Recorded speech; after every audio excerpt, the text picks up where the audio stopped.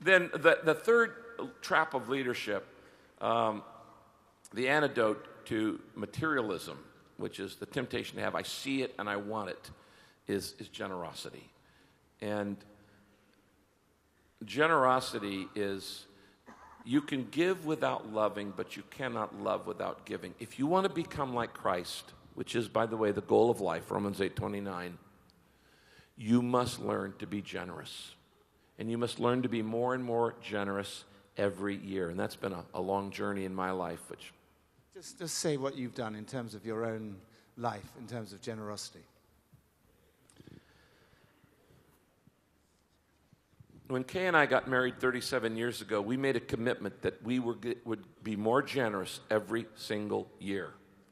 So when we got married 37 years ago, we first started with the basic tithe, 10%. Tithe means 10%. The Bible says in Malachi 3, if you're not tithing, you're robbing God. It's God's money.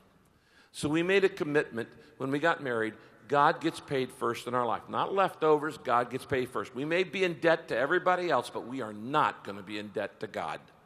The first 10% goes to God.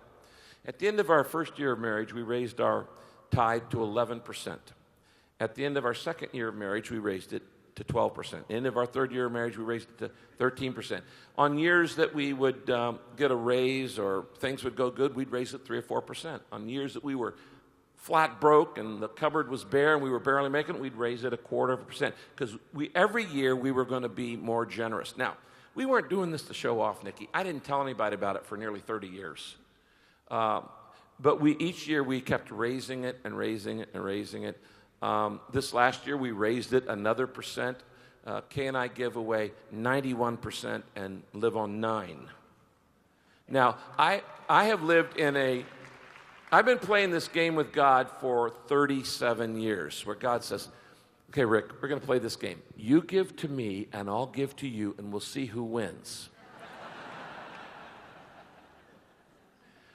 I have lost that game for 37 years. You cannot outgive God. I dare you. I dare you. People, let me just challenge you. Where your treasure is, your heart will be. And if you're not becoming more generous every year, you need to work on that. Okay? You just need to work on that and watch God's blessing on your life. People ask me, why do you think God chose you to write the book? I said, because God knew what I'd do with the money. He said, well, yeah, God gave me tens of millions of dollars. I'd give away too. No, you wouldn't. No, you wouldn't. If you're not doing it now, you won't later. I had a 25-year track record of being generous in poverty. And that's all I'll say about that.